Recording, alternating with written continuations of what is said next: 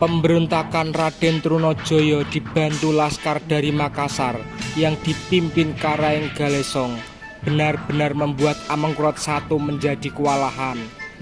Raja Mataram penerus Sultan Agung bergelar Susuhunan Prabu Amengkurat Agung atau Amengkurat I. Ini semakin terdesak setelah Trunajaya berhasil menguasai istana Pleret. Sebenarnya pemberontakan Trunajaya ini awalnya didukung oleh Adipati Anom, putra mahkota Amengkurat I. Karena Adipati Anom merasa ayahnya sudah terlalu dekat dengan Belanda, Trunajaya dijanjikan oleh Adipati Anom akan diberi kekuasaan penuh wilayah Madura jika berhasil menggulingkan ayahnya. Namun melihat kekuatan Trunajaya semakin membesar, Adipati Anom berbalik arah mendukung ayahnya karena khawatir Mataram akan jatuh ke tangan Trunajaya. Setelah istana Pleret berhasil dikuasai Trunajaya, Amengkurat I dibantu Adipati Anom melarikan diri. Dalam keadaan sakit, di tengah perjalanan Amengkurat I menghembuskan nafas terakhir dan dimakamkan di sebuah tempat dekat kota Tegal.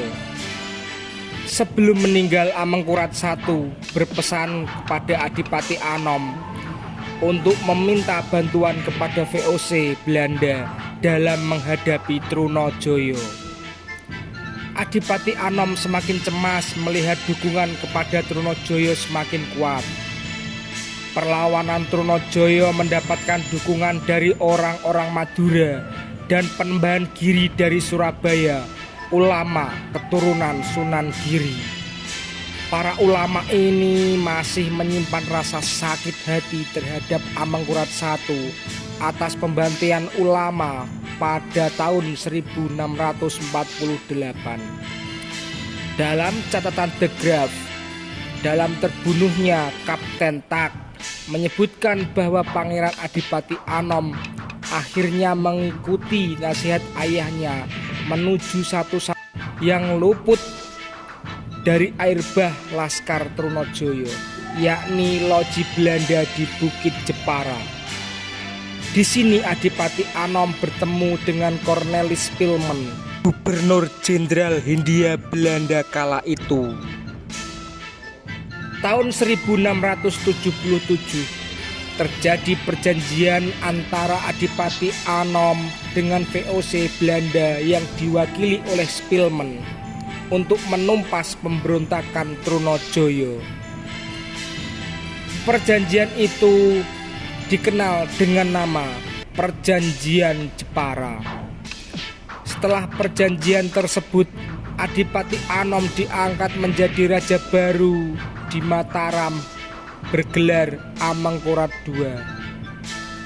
Spilman memperoleh banyak keuntungan dari perjanjian dengan Amengkurat II tersebut, cukup untuk memenuhi kebutuhan kompeni Belanda.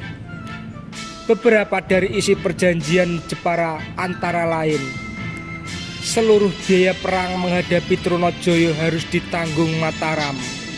Kedua, VOC meminta semua pelabuhan di pesisir utara dari Karawang sampai ujung Jawa digadekan kepada VOC dan akan dikembalikan setelah melunasi hutangnya. Syarat ketiga, seluruh wilayah Mataram antara sebelah barat Sungai Pamanukan hingga pesisir selatan diserahkan kepada VOC.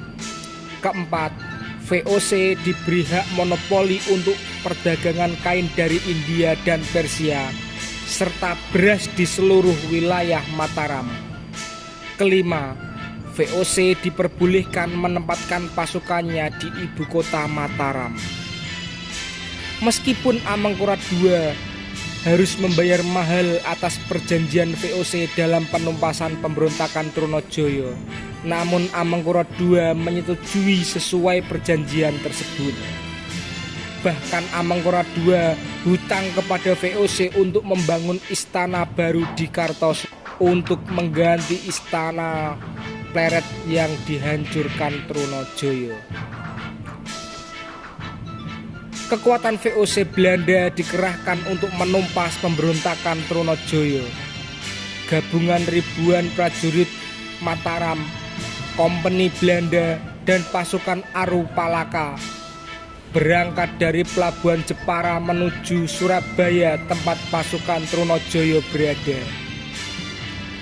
Gabungan pasukan Mataram dan Kompeni Belanda menjadi perlawanan sengit dari pasukan Trunojoyo, hingga pada akhirnya pasukan Trunojoyo terdesak dan melarikan diri ke Kediri.